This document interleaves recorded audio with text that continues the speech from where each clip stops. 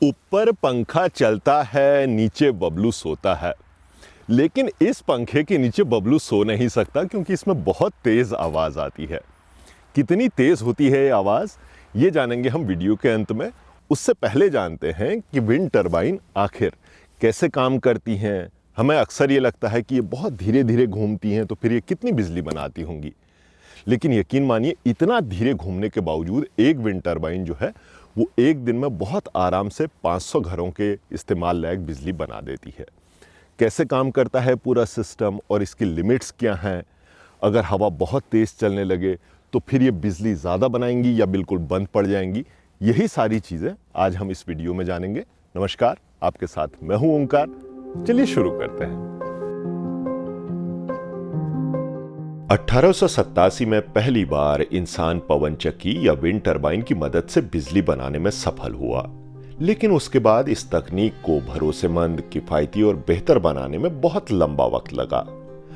आज कई देशों में विंड फार्म स्वच्छ ऊर्जा का अहम स्रोत बनते जा रहे हैं। विंड पार्क बनाने से पहले हर इलाके की विंड मैपिंग कर यह देखा जाता है कि वहां साल भर कितनी हवा किस रफ्तार से बहती है। फील्ड स्टडी के बाद विंड टरबाइन लगाकर दो तरह के विंड फार्म बनाए जाते हैं, जमीनी और समुद्री। विंड टरबाइन के टावर 100 मीटर तक ऊंचे हो सकते हैं, क्योंकि 80 से 100 मीटर की ऊंचाई पर हवा का बहाव बहुत अच्छा होता है। विंड टरबाइन में आमतौर पर हवाई जहाज के डैनों के आकार वाले 3 विंग्स होते हैं। एक विंग की लंबाई 35 से 60 मीटर तक हो सकती है। आधुनिक विंड टरबाइनों को घूमने के लिए कम से कम 10 किलोमीटर प्रति घंटे की रफ्तार वाली हवा चाहिए। हवा जिस दिशा में बहती है, प्रोपेलर उसी तरफ मुड़ जाते हैं। 50 किमी प्रति घंटा की रफ्तार वाली हवा में विंड टरबाइन सबसे अच्छी तरह से काम करती है। लेकिन अगर हवा 80 या 90 किलोमीटर प्रति घंटा से ज्यादा हो तो प्रोपेलर सुरक्षा कारणों से अपने आप रुक जाते हैं। प्रोपेलर एक नोजल से जुड़ा रहता है। प्रोपेलर की रफ्तार बिजली पैदा करने के लिए काफी नहीं है, लेकिन नोजल के भीतर एक गियर बॉक्स इस गति को 1500 रोटेशन पर मिनट तक पहुंचा देता है। ये गति शाफ्ट के जरिए जनरेटर को घुमाती है और इस गतिज ऊर्जा यानी काइनेटिक एनर्जी को बिजली में बदल देती है। विंड टरबाइन के टावर के भीतर ही एक ट्रांसफार्मर लगा होता है जो बिजली को 20,000 वोल्ट तक पहुंचा देता है।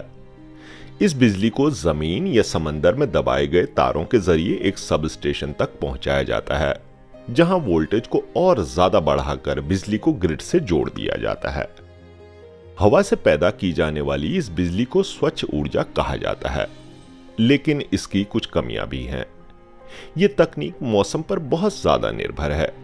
विंड टरबाइनें प्राकृतिक परिवेश में बहुत ज्यादा शोर भी घोलती हैं और इनके विंग से टकराकर हर साल सैकड़ों पंछी मारे भी जाते हैं।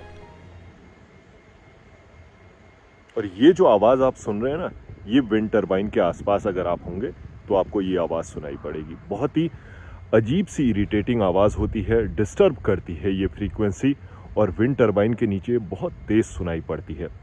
अगर आपको मैं थोड़ा सा और आगे लेके चलूं तो आपको ये आवाज़ ज़्यादा अच्छी ढंग से सुनाई पड़ेगी। बिना साउंड प्रूफ हेडफोन्स के विंड टरबाइन के नीचे आप 5 मिनट से ज़्यादा खड़े नहीं हो पाएंगे। अगर आप 5 मिनट भी खड़े होते हैं तो भी ये आवाज़ आपको बहुत देर तक का परेशान करती रहेगी। इसमें कुछ इस तरह की फ्रीक्वेंसीज होती हैं। तो चलिए इस आवाज़ को सुनते हैं।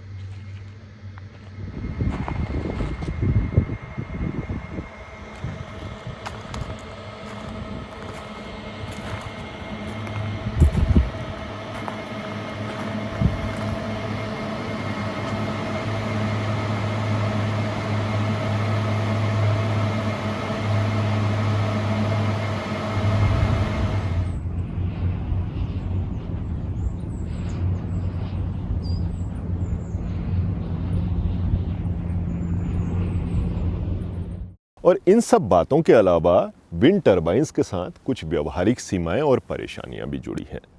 एक सीमा ये है कि ये बहुत महंगी होती हैं।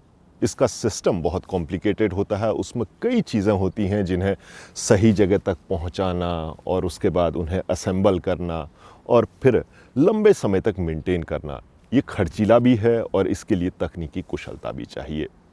एक और प्रैक्टिकल परेशानी की अगर हम बात करें तो कई बार अच्छी खासी हवा जिस जगह चल रही होती है वहाँ पर अच्छा खासा जंगल भी होता है, लेकिन विंड टर्बाइंस का पार्क बनाने के लिए कभी कभी उस जंगल को साफ कर दिया जाता है, जैसे यहाँ पर हुआ है।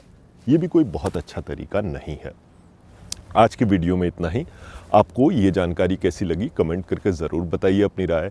अगर आपको ये इन्फॉर्मेशन अच्छी लगी तो इसे और लोगों के साथ भी शेयर कीजिए। पिन एंड पोस्ट को सब्सक्राइब कीजिए। अगले वीडियो में एक और इंटरेस्टिंग टॉपिक के साथ आप लोगों से फिर होगी मुलाकात। नमस्कार।